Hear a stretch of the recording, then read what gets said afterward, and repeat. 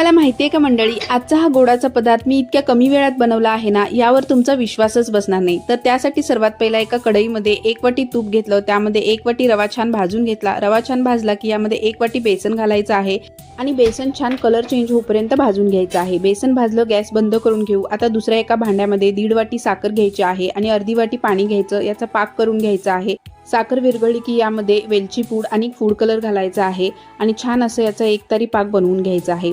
आता इथे एका ताटाला तूप लावून घ्यायचं आहे आणि सुजी आणि रव्याच्या मिश्रणामध्ये आपल्याला साखरेचा पाक घालायचा आहे। गॅस चालू करायचा आणि 2 मिनिटांसाठी याला सतत हलवत राहायचं आहे। अगदी थोडंसं घट्टसर झालं की हे ताटामध्ये मिश्रण काढून घ्यायचं आणि वरून ड्रायफ्रुट्स घालायचे। याला छान असं सेट करून घ्यायचं। गरम असतानाच याच्या वड्या कट करून घ्यायच्या, म्हणजे थंड झाल्यानंतर याच्या वड्या निघणार नाहीत, त्यामुळे गरम असतानाच याला कट करून घ्या। याचा डिटेल व्हिडिओ चॅनलवर अपलोड केला आहे, पाहण्यासाठी खाली दिलेल्या त्रिकोणावरती क्लिक करा। परफेक्ट अशी बेसन सुजीची बर्फी तयार झाली आहे। तुम्ही सुद्धा एकदा नक्की करून पहा। रेसिपी आवडल्यास व्हिडिओला लाईक, शेअर आणि चॅनलला सबस्क्राईब करा।